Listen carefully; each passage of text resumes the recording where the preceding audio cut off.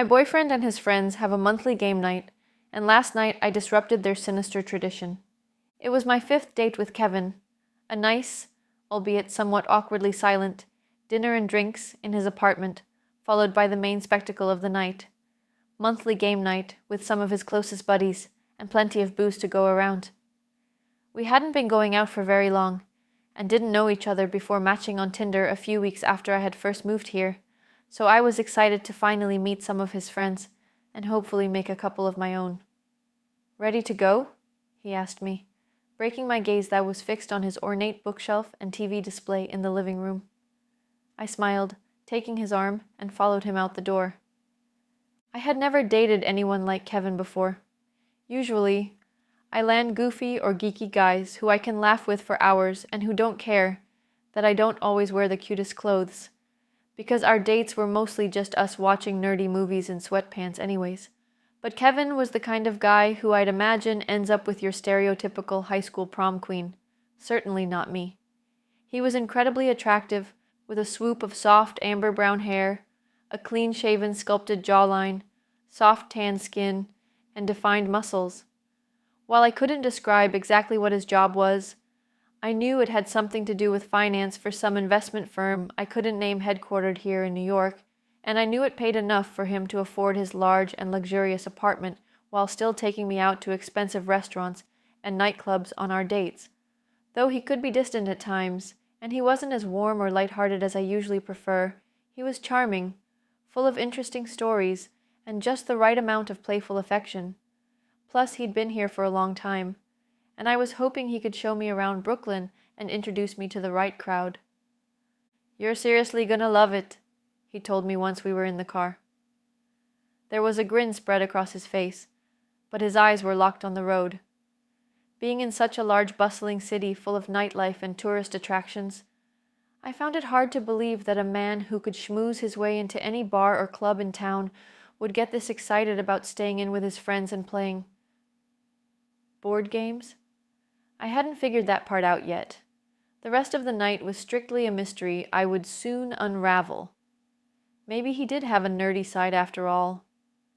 "So, are we just getting wasted and playing like Monopoly all night?" I asked, drumming my fingers on the seat. "Not exactly," he replied, with a hint of a smirk on his face. "And I probably won't be drinking much tonight since it's my turn to lead the games." That was the tradition, as he had once explained to me. Each gathering, one member would be responsible for creating, choosing, and facilitating the night's activities. But they were almost always held at an apartment belonging to Kevin's friend Mitch, which, unfortunately for us, was all the way on the outskirts of the borough. "Oh, so is it like Dungeons and Dragons?" I teased. "Do you need to stay sober to DM?" "Nah, it's not D&D, he said flatly. "That'd take too long." I was taken aback. "You've actually heard of that game?" Kevin raised an eyebrow, and I couldn't tell if he was slightly annoyed or just toying with me. "Yes, I know what it is. I don't live under a rock. Besides, I've played it before." "Really?" "Him?" "Yeah. My friends and I have done it all. Tried every game, eaten at every restaurant, visited every theater, puked in every establishment that serves alcohol. It all feels the same. Just painfully bland after a while." He gripped the steering wheel tighter, and I felt a twinge of nervousness as the car sped up. That's why we created game night in the first place. To experience something thrilling and new, to escape from the monotony of it all. There's nothing new to do in Brooklyn anymore. While I trusted Kevin's judgment, I was skeptical.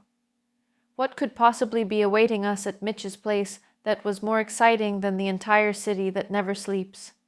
Regardless of what Kevin had planned, I did feel more comfortable participating in an intimate gathering of his trusted friends, rather than in the middle of an unfamiliar dance floor with an unforgiving sea of groping strangers.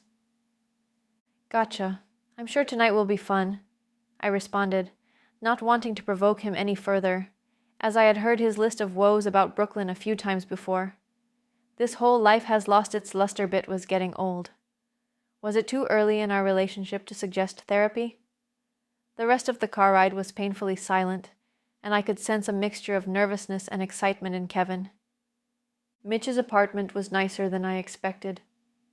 While it was in a run-down and nearly vacant complex, I was pleasantly surprised when Kevin knocked on the door it swung open, allowing for an outpouring of inviting warm light and floral aromas. "Kevin and Angie are here." I heard our greeter, probably Mitch, boom, followed by a buzz of excitement. He extended his hand to me as Kevin and I stepped inside, giving me a wide, toothy smile. "I've heard so much about you. It's nice to finally meet you." "Same to you," I smiled back, shaking his hand. "Thanks for having me. Kevin's been hyping up tonight for a while, so I'm excited to be here." "Probably." Mitch made eye contact with Kevin and winked. "I'm sure he has." The living room, while clean and well-maintained, was rather barren, only having a small flat-screen TV, a black leather couch, and a couple of chairs. There were no decorations from what I could see. Mitch's bachelor pad was purely for function, which didn't surprise me since my brother is the exact same way. Two of the guys who were sitting on the couch watching TV turned around and rose to greet me. "Hey, Angie." The one with long, dark brown hair said, "I'm Todd, and this is Wayne." He motioned to the skinny man covered in freckles with a curly ginger beard next to him. "Glad you could make it." I smiled back, and Kevin took my hand, leading me into the kitchen. "Over here, we've got J.D. He pointed to a larger man with a brown hoodie sitting on one of the bar stools before turning his attention to another man in the kitchen with pale skin and stringy black hair. "And then that's Tate."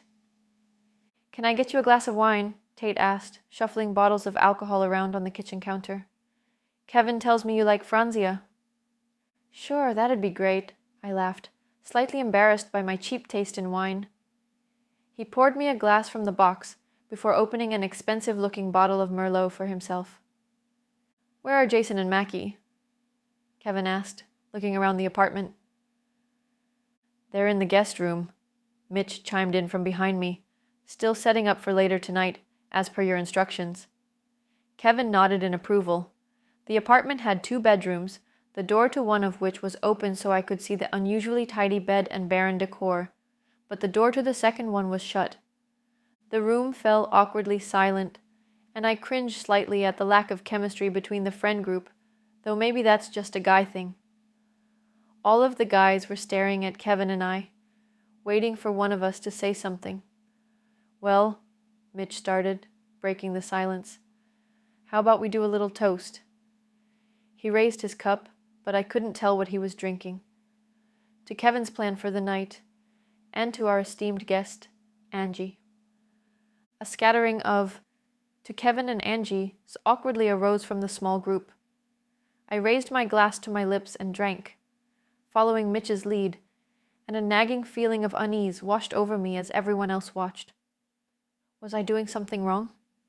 While others made small talk, I scooted closer to Kevin. "So when is this spectacular event supposed to start?" I whispered. "Soon," he stated, placing a hand on my waist and gazing around the room.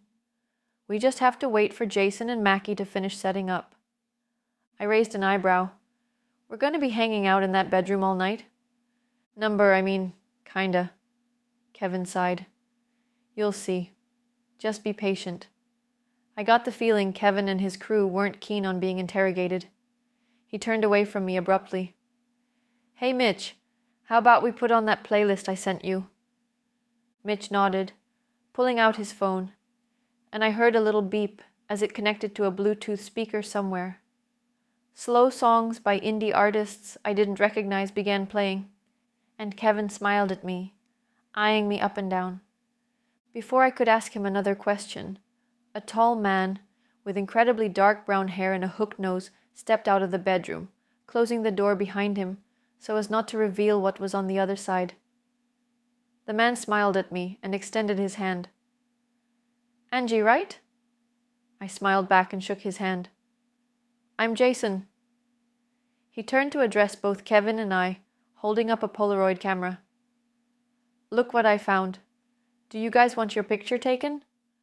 "We'd love that," Kevin said, grabbing me by my waist again. We posed together as Jason pointed his camera at us and snapped the picture.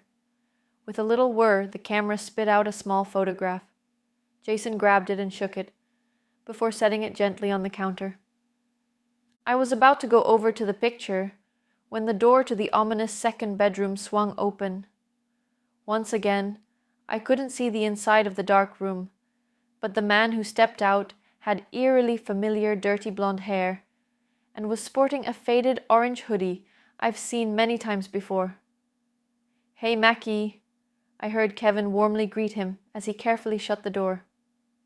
Mackie turned around and started to say something, but quickly cut himself off once his eyes met mine. My recognition was immediately confirmed once I saw his face. It was Jonathan. The color drained from his face as he stared at me like I was a ghost. "Angela." I gave Jonathan an amused smirk. "Mackie, huh? What's that about?" Jonathan's eyes darted around the room. Was he embarrassed by me or something? I could almost feel him tensing up as he stammered, It's just something the guys call me." From the corner of my eye, I saw Kevin raise an eyebrow. "You two know each other?" Jonathan stayed silent, and I could almost swear I saw him start to tremble. Confused, I jumped in. "Yeah, he's my brother." Immediately, the rest of the room fell into stunned silence. I gave him an awkward smile. "I didn't know you hung out with Kevin." While one of the reasons I moved to Brooklyn was to be closer to Jonathan, I didn't see him much, as he's always been a very private and reclusive person. I looked to Kevin for an explanation, but he was staring Jonathan down. "You didn't tell us you had a sister," he said coolly as any trace of cheer left his face. Jonathan locked eyes with me. "You didn't tell me Kevin was the guy you were going out with." His subtle hostility stunned me. "Well, you and I haven't had much time to catch up lately," I squeaked. "Besides, Kev wanted to keep it on the down low since this is pretty new." I waited for Jonathan to say something, but he remained silent, his eyes jumping from me to Kevin and back again. Trying to save the group from this painfully awkward lull, I turned to Kevin to fill the silence. "Is something wrong? What, did John and I accidentally ruin your game plan somehow?" Kevin remained focused on my brother. "No, hun. Everything's fine."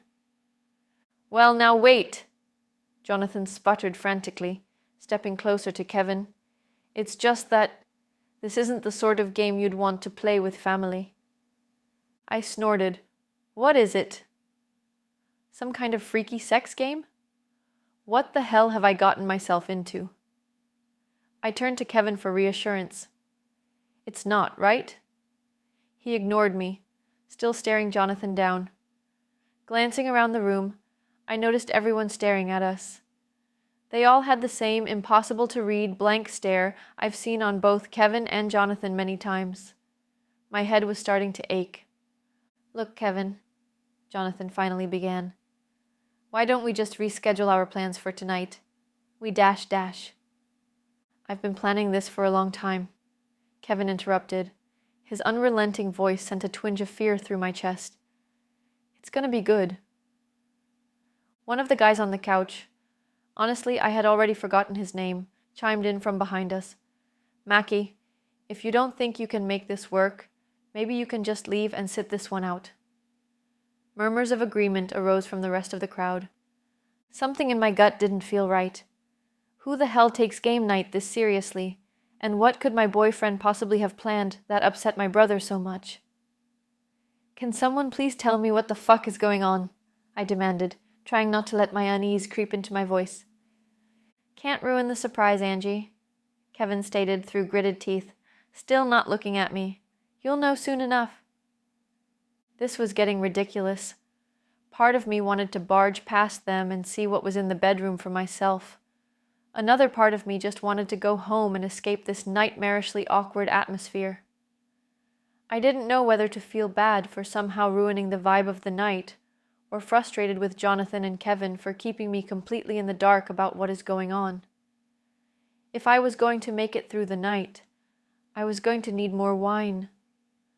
Although I could feel the Franzia they had given me earlier start to do the trick.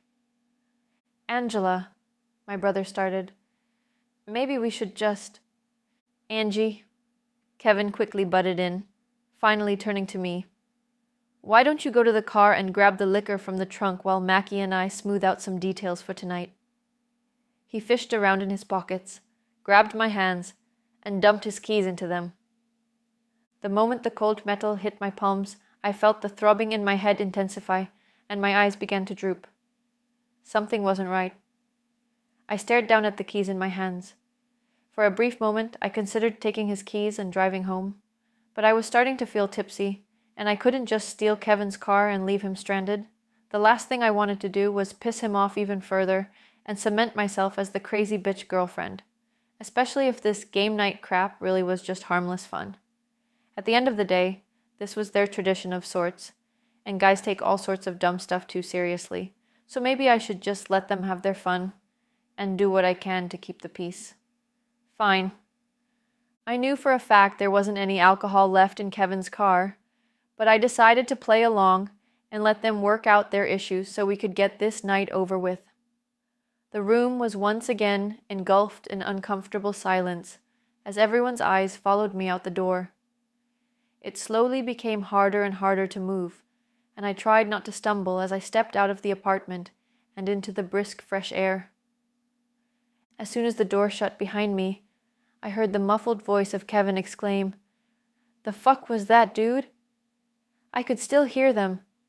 Intrigued, I pressed my ear up to the door and leaned into it for support as I felt my balance slipping away. A voice, likely Jonathan's, shouted something from a distance, to which Kevin angrily responded, "We've planned this for too long. We gotta go through with it. If we don't—" "We can't, dude! That's my fucking sister!" Jonathan's protest rang throughout the room. Something in his voice confirmed tonight's plans were more sinister than a silly little game. "So?" Kevin replied, sounding like he was stepping away from the door. "It shouldn't matter. Nothing matters except for tonight. That's the whole point. That's what you signed up for." I heard his speech emphasized with a shove. "I know," Jonathan fired back, "but if there's a connection, they might—" His voice trailed off as the group moved away from earshot. Shit.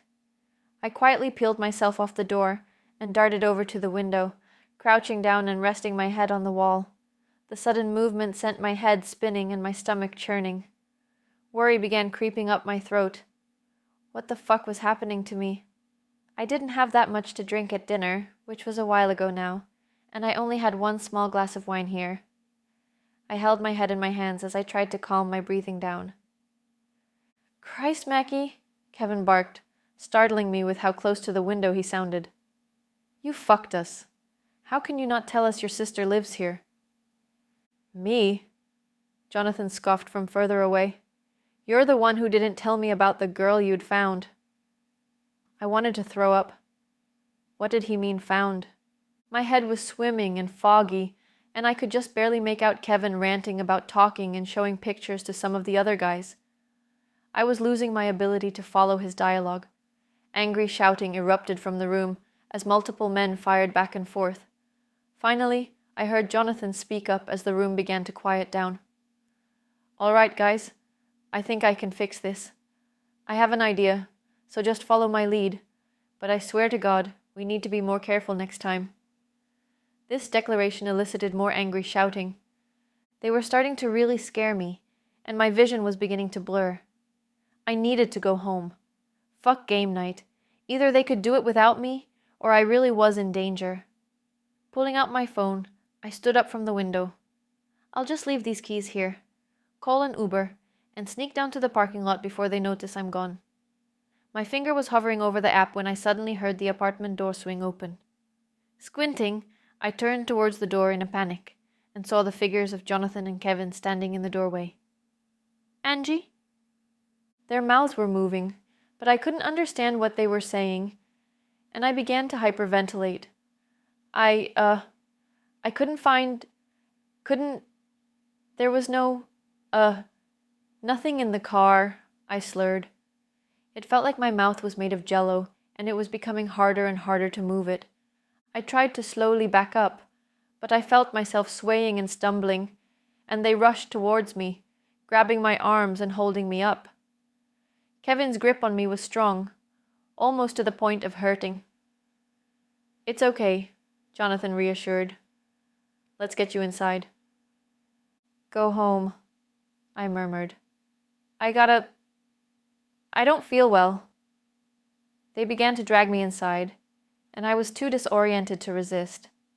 As they led me back through the apartment, the music volume grew louder, and a loop of slow and steady piano keys began playing. The rest of Kevin's friends were talking to me, but for some reason, I could only focus on the song, which now featured a man singing in a soft yet ominously monotone voice.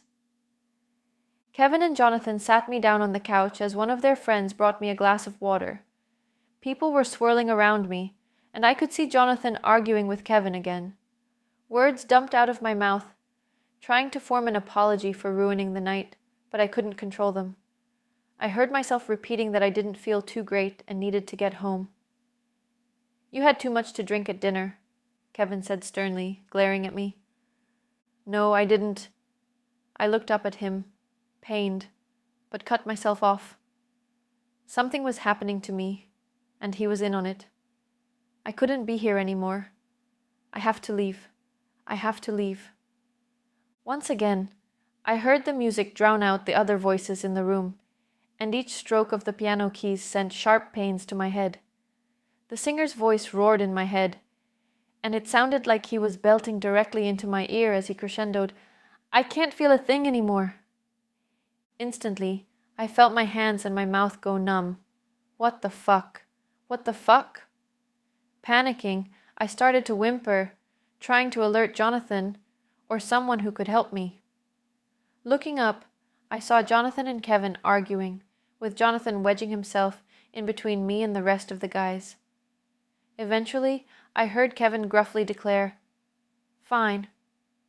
Jonathan wrapped his hands around my arms and hoisted me off the couch, and I complied. He was talking to me, but the only words I could understand were the lyrics to the vaguely eerie song, complaining about the monotony of life. I could see why Kevin picked this song. We were almost to the door, and the man on the speaker was nearly screaming now. My body froze as I heard him forcefully sing, "There's nothing new to do in Brooklyn anymore." I looked back at Kevin. I had heard these exact words before, but he was standing motionless and unresponsive by the couch, and I couldn't make out his expression. Freaking out, I squeezed my eyes shut and tried to figure out what it all meant. That's when I heard a seatbelt buckle into place next to me. I jolted up and nearly had a heart attack. Somehow I was in Jonathan's car. My headache was even worse, but I lifted up my head to look at Jonathan as he turned on the ignition. "Just hold on, Angela," he said frantically. "You'll be home soon. You'll be okay." Full-blown panic gripped me now. I'd never felt anything like this, and I couldn't remember taking a single step from the apartment to the car. Beginning to feel dizzy, I rested my head back on the window. The next thing I knew, I awoke sprawled out on a bench outside near a parking lot. It looked like the one outside my apartment complex. "John?" I croaked nervously. He wasn't anywhere to be found. A wave of nausea washed over me, and I once again closed my eyes to stop myself from throwing up. When I opened my eyes, I was in a dark bedroom. My body lay numb, and I was staring up at the ceiling, but the pillows and bedsheets felt familiar. I think they were mine. I don't know when I eventually drifted off to sleep, but I awoke the next morning in my room wearing the same clothes as last night, with a terrible hangover and no recollection of what happened after I left Mitch's apartment. My body still ached, and it was still hard to move, but I grabbed my phone off the nightstand and prepared to demand answers from Kevin. "What the fuck was that all about?" I texted him. "Call me." While I waited for his response, I scrolled through my photos, texts, and social media to see if anything had happened last night, but everything looked completely normal. Getting impatient, I called Kevin 6 times. He didn't answer any of them. Frustrated, I opened Snapchat, but I couldn't find his contact, almost like he had deleted his account. When I opened Instagram, the same thing happened. No trace of Kevin. I went back to my camera roll and scoured it for the pictures Kevin and I took earlier this month, but they were all gone. My heart skipped a beat. How the hell? I looked in my recently deleted photos, but that folder had been cleared. Shit.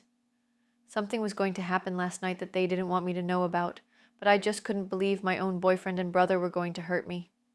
Going back to Instagram, I tried to search for some of his friends, but I couldn't find their profiles either. Jonathan never had social media, and I couldn't find any profiles under the name Mackie either.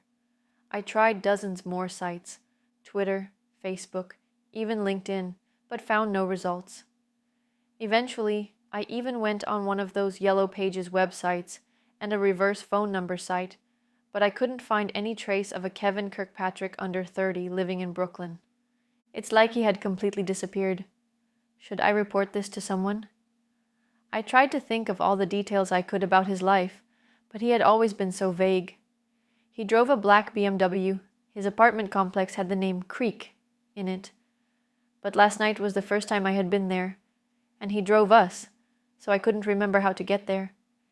And he was originally from New Jersey. But other than that, I was at a loss. Screaming in frustration, I threw my pillow across the room. Defeated, I called Jonathan. He picked up on the 3rd call, sounding anxious and annoyed. Angela, I can't talk. What happened? I growled into the phone. What did you guys do to me last night? Nothing, he shouted defensively. We think you just had too much to drink. Jonathan, I'm not fucking around. I barely had anything last night, and I felt like I was going to die. Tell me what Kevin was planning. Jonathan paused for a moment. I could hear him thinking. We were just going to sneak into the park nearby and drink and maybe go skinny dipping in the pond. He cried angrily. It's just a little fun thing we do every time we bring someone into the group. Bullshit. What were we, 17? You guys were acting weird all night, and I definitely wasn't just drunk. I decided not to tell him about Kevin disappearing, or that I knew they tampered with my photos. We argued back and forth about last night, but Jonathan wouldn't budge and refused to admit I was in any danger. He claimed to not know what Kevin was up to, and insisted I had more wine than I thought at the apartment. Certain that he was lying to me, I decided to pull out the big guns. Jonathan, I'm at the hospital. The line went silent for a brief moment before he freaked out and exploded with questions. Thinking quickly, I told him I woke up choking on blood and vomit, and had to go to the emergency room. The nurses think I OD'd on something, I told him, playing dumb. I need you to tell me what it is. How did I not hear the ambulance? We live in the same building. I took an Uber. It was pretty early in the morning, so you were probably asleep. I spat, in an innocent yet annoyed voice. I know, I'm not the best liar, but he was too paranoid to see through it. Look, you need to come help me. I don't know what to tell the nurses. I needed him out of his apartment.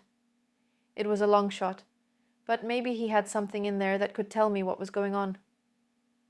Okay, just a second, he sighed.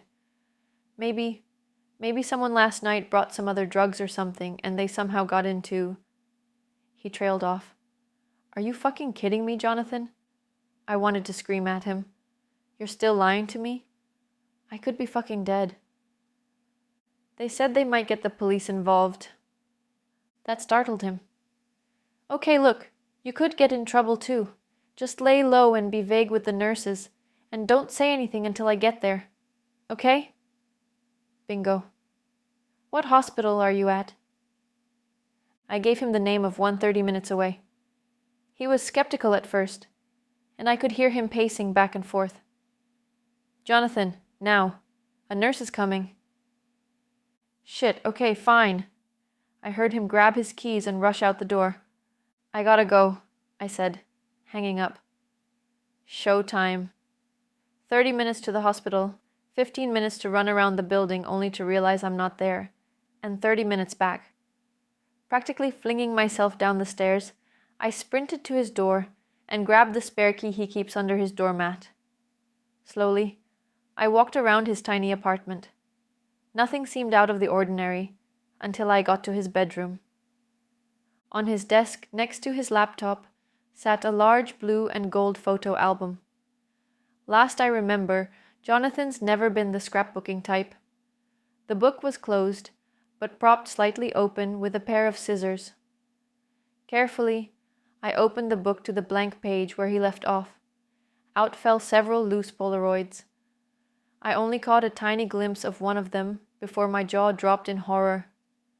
Photos of a girl, dozens of them, bruised, bound, gagged, and stabbed, all in what I recognized to be that second bedroom. Terrified and about vomit, I stepped back, my heart pounding. What were these pictures doing in my brother's possession? There was no way he could be behind something like this. Sure, he was a weird kid growing up, but I couldn't ever see him doing something like this. Once I collected myself, I slowly picked up the pictures. The Polaroids were small, but I could make out a slender female figure with strawberry blonde hair, laying on a set of black bed sheets, her hands tied to something out of frame. Most of the photos were dark, but I could see streaks of red in each one. Horrified, I scooped them up, trying not to look too closely at any of them. After placing them back on the empty page where I'd found them, my curiosity got the better of me, and I flipped through the earlier pages. My heart sank, and tears welled up in my eyes. Each page, front and back, was dedicated to a different girl. There were 5 of them, each covered in a neat array of small Polaroids that slowly told a story about the night. While each girl varied in physical appearance, they all shared the same basic similarities. Young, somewhat attractive, naive, and small enough to overpower if need be. The first photo was always the girl posing happily with one of the men. I could almost see Jason walking up to each one, innocently asking if she wanted a photo, and watching as she immediately sprung into a picture-perfect pose with the sick bastard that had lured her there. Tears were now rolling down my cheek. Kevin's whole relationship with me had just been a ploy to lure me to that apartment, hadn't it? I was partly in denial. There was no way all of the expensive dates he'd taken me on, all of the grand romantic gestures he's made me, and all of the little inside jokes we formed together were all just a facade for something this heinous. My mind raced, trying to come up with some sort of justification, but I was drawing a blank. Angrily, I pulled out the loose Polaroids from what I can only assume to be last night.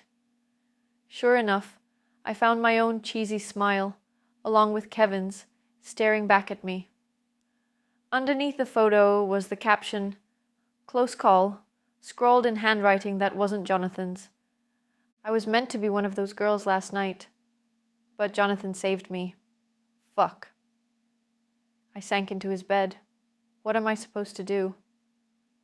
These photos had to go to the police, right? Adrenaline coursing through my veins, I went back to the album and opened it to the first page. Immediately after the first picture of the first girl, a short, bubbly-looking Asian girl with long, straight hair, was a picture of her passed out on the couch. The next photo showed her tied down to the bed after she had been moved to the bedroom. There was no terror in her eyes, only pain and confusion, likely due to whatever drugs they had given her. Next, I saw a photo of her zoomed out a bit, showing the whole group surrounding her. My fist clenched when I spotted Kevin and Jonathan, smiling as if they were on a beach vacation. One of the men, the one who was posing with the girl in the first photo, was holding a knife, likely the one used to make the horribly painful slashes appearing on the girl's face and limbs in later photos.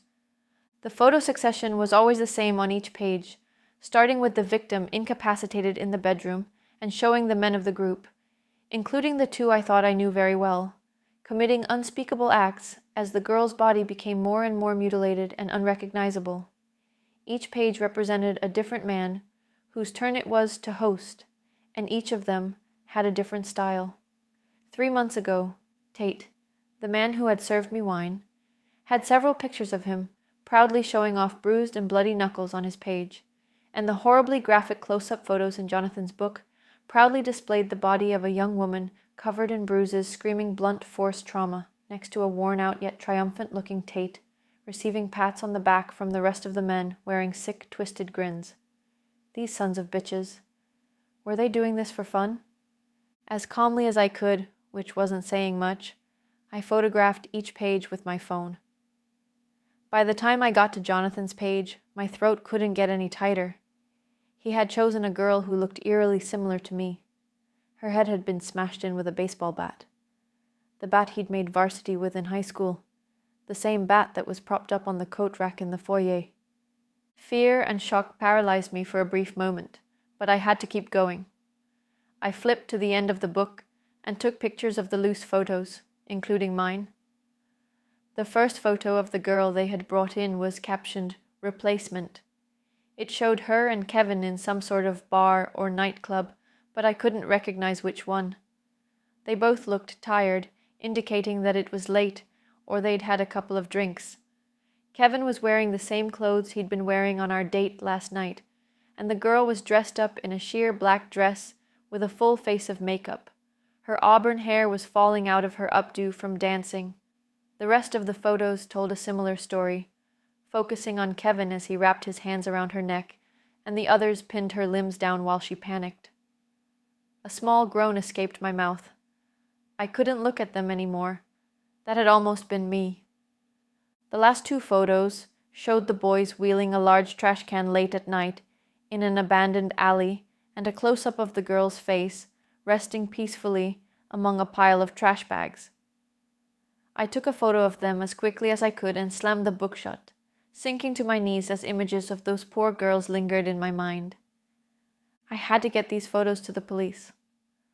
Crouching down behind the bed to keep myself from shaking, I pulled up the Notes app on my phone and began to type up my story, or at least what I'd tell the police. I'd gotten pretty far in my anecdote when I heard angry footsteps thundering outside the apartment. Terror gripped me, and I froze. Jonathan aggressively rattled the doorknob until the door violently swung open, and I had to clamp a hand over my mouth to keep my sobs from being heard. Without thinking, I dove under the bed just as Jonathan stormed inside. He immediately halted, presumably to scan around the apartment. "Hello?" he called. I stayed silent, frantically opening up the internet on my phone. I need to send this message out before he gets to me. His footsteps picked up again, growing louder as he cautiously approached the bedroom. I heard the door creak open, followed by a frustrated growl. I'd probably left the photo album in the wrong place. He knew I was here. A few footsteps later, I heard him back in the foyer, and, to my horror, the sound of the bat dragging across the floor as he picked it up. "Angela!" I heard him coo.